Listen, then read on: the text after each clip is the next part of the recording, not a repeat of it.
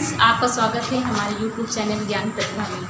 आज का जो हमारा वीडियो है वो कक्षा 12 के छात्रों में हिंदी काव्य खंड में आधारित गीत से है, जिसके कवि कौन है? जयशंकर प्रसाद जी हैं। तो आइए देखते हैं उन्होंने गीत में क्या कहा है। पहली बात तो इन्होंने इस गीत में प्रातःकालीन सौंदर्य के माध्यम से जो है प्रगति के जागरण का क्या किया है, वर्णन किया है। उन्होंने इस गीत से माध्यम से प्रातःकालीन के सौंदर्य का क्या किया है, वर्णन किया है। तो वो क्या कहते हैं, आइए देखते हैं। कहते हैं, बीती बिहावरी जागरी, अंबर पनघट में डुबो रही, तारा घट उषा नागरी। कहते हैं बीती बिहावरी जागरी, जो एक सखी होती है वो दूसरी सखी से कहती है कि रात्रि व्यतीत हो गई है और तेरा जागना ही उचित है। अंबर पनघट में डुबो रही, तारा घट उषा नागरी। कहती है कि गगन रूपी जो पनघट है उसमें जो उषा रूपी जो नायिका था तारा है, वो नक्षत्र अर्थात जो रूपी तारा है वो घड़े को क्या कर रही है, डुबो रही है। मतलब इसमें क्या कहती है कि हे सखी, सुबह हो गई है अर्थात रात व्यतीत हो गई है और अब तेरा जागना ही उचित है, क्योंकि जो गगन रूपी पनघट में जो अलंकार रूपी जो नायिका है वो तारा अर्थात नक्षत्र रूपी घड़े को क्या कर रही है, डुबो रही है। ये क्या कहते हैं, खग कुल कुल कुल सा बोल रहा, किसले का अंचल डोल रहा, लो या लटका भी भर लाई, मधु मुकुल नवल रस गागरी। क्या कहते हैं कि खग कुल कुल कुल सा बोल रहा है, और कहते हैं कि प्रातःकालीन के आगमन से जो पक्षियों का जो समूह है वो क्या कर रहा है, कलरव कर रहा है। किसले का अंचल डोल रहा है, और कहते हैं जो पल्लवों का जो आंचल है वो क्या करने लगा है, डोल रहा था, क्या होने लगा है, हिलने लगा है। फिर कहते हैं, लो यहाँ लतिका भी भर लाई, मधु मुकुल नवल रस गागरी। और कहते हैं कि जो यह शीतल मन सुगंधित हवा जो प्रवाहित हो रही है वह यह लता जो है नवीन पराग रूपी रस युक्त घड़े को क्या कर लाई है, भर लाई है। और फिर से देखते हैं कि वो क्या कहती है कि जो प्रातःकालीन का आगमन हो गया है और पशु पक्षियों का जो समूह है वो क्या कर रहा है, कलरव कर रहा है, तथा जो पल्लवों का जो आंचल है वो हिलने लगा है। शीतल मन सुगंधित हवा क्या हो रही है, प्रभावित होने लगी है, मतलब कि बहने लगी है। और जो यह लता भी जो है नवीन पराग रूपी रस युक्त घड़े को क्या कर लाई है, भर लाई है। फिर क्या कहते हैं कि अंधेरों में राग अमंद पिए, अलकों में मलियज बंद किए, तू अब तक सोई है आली, आँखों में भरे बिहागरी।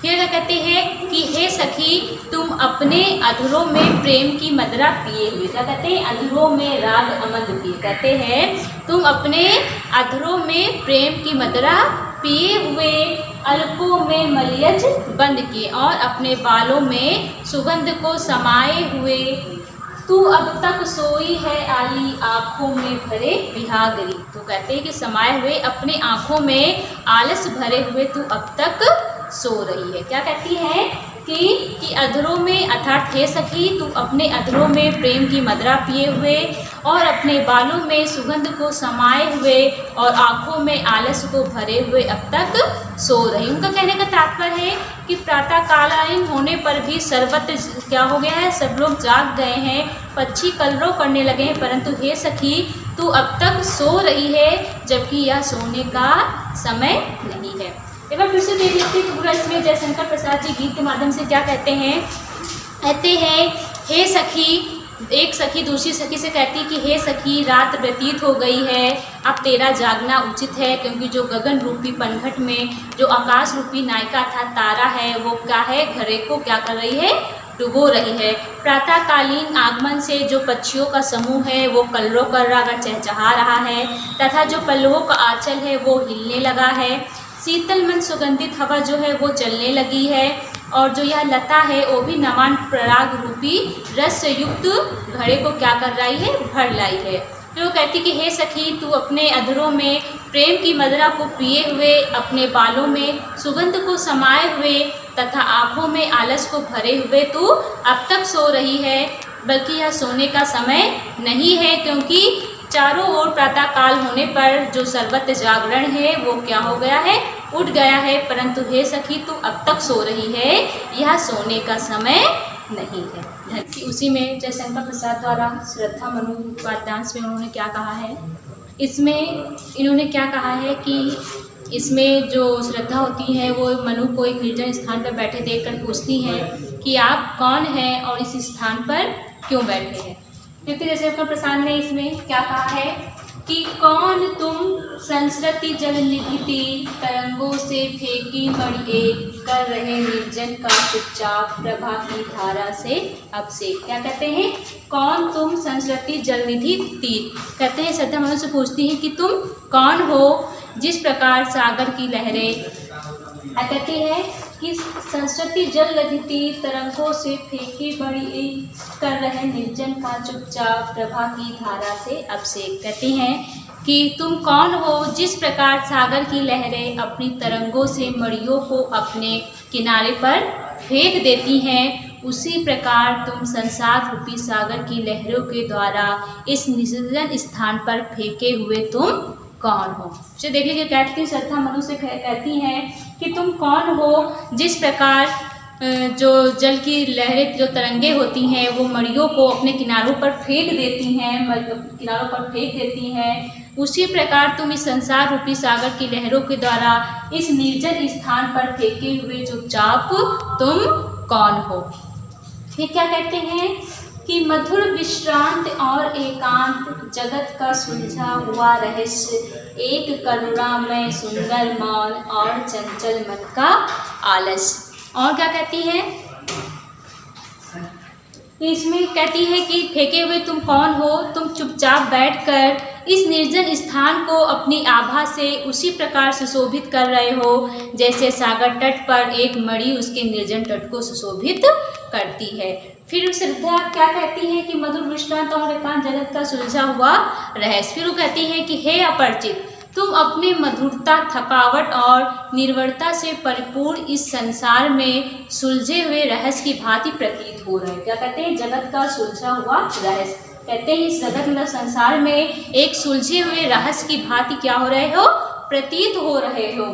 एक करुणा में सुंदर मौन और चंचल मन का आलस। कहते हैं कि तुम्हारी जो सुंदर ये आलाकृति है, मुखावृत्ति है, वो के भाव जो हैं तुम्हारे रहस्य को क्या कर रहे हैं, सुलझा रहे हैं। जो तुम्हारा सुंदर मौन है का रूप है वो करुणा से क्या है, परिपूर्ण है, जो तुम्हारे चंचल मन ने आलस धारण कर लिया है। तो फिर से देख लें कि क्या कहती हैं कि मधुर विश्रांत और एकांत जगत का सुलझा हुआ रहस्य, एक करुणा में सुंदर मौन और चंचल मन का आलस। कहती हैं कि तुम मुझे मधुरता, थकावट और निर्वरता से भरपूर इस संसार में सुलझे हुए रहस्य की भांति क्या हो रहे हो, प्रतीत हो रहे हो।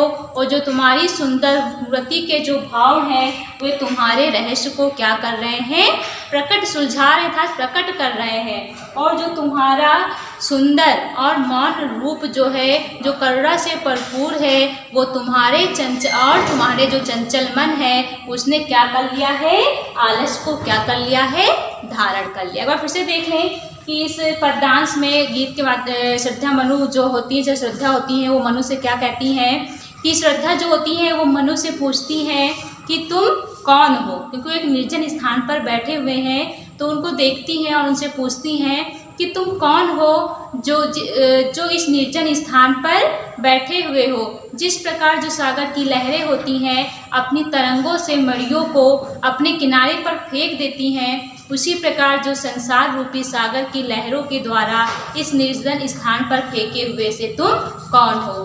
तुम चुपचाप बैठकर इस निर्जन स्थान को अपनी आभा से उसी प्रकार सुशोभित कर रहे हो जिस प्रकार सागर तट पर मड़ियाँ उसके निर्जन स्थान को क्या करती हैं, सुशोभित करती हैं।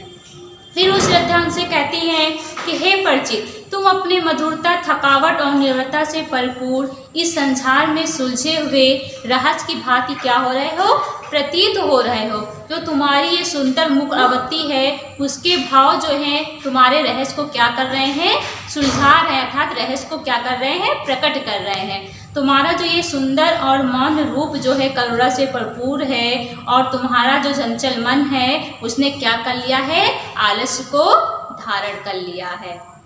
धन्यवाद।